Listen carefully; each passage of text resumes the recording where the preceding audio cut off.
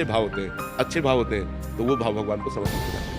हमें भगवान का अनुभव हो जाता है। जब हमारा भाव बन जाए ना, तो हम कुत्ते से भी भगवान प्रकट कर सकते हैं। हमारा भाव बन जाए तो हम ईंट से भी भगवान प्रकट कर सकते हैं। हमारा भाव ना बने तो भगवान में भी भगवान नहीं दिखाई दे रहे दुर्योधन को।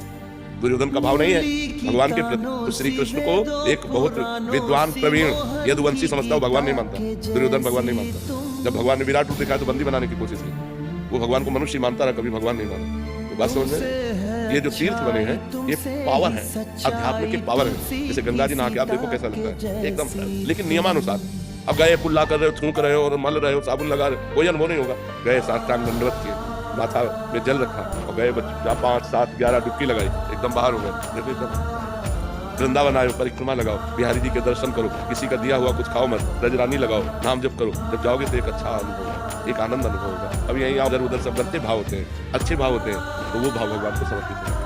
हमें भगवान का अनुभव हो जाता है। जब हमारा भाव बन जाए ना, तो हम कुत्ते से भी भगवान प्रकट कर सकते हैं। हमारा भाव बन जाए तो हम ईंट से भी भगवान प्रकट कर सकते हैं। हमारा भाव ना बने तो भगवान में भी भगवान नहीं दिखाई दे रहे दुर्योधन को।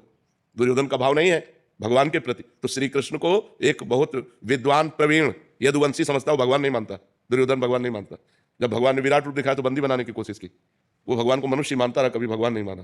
तो बात समझ में, ये जो तीर्थ बने हैं ये पावर है, अध्यात्म की पावर है। जैसे गंगा जी नहा के आप देखो कैसा लगता है, एकदम लेकिन नियमानुसार। अब गए कुल्ला कर रहे हो, थूक रहे हो और मल रहे हो, साबुन लगा रहे हो, कोई अनुभव नहीं होगा। गए साष्टांग दंडवत किए, माथा में जल रखा और गए 5, 7, 11 डुबकी लगाई, एकदम बाहर हो गए। देखो एकदम आनंद आएगा।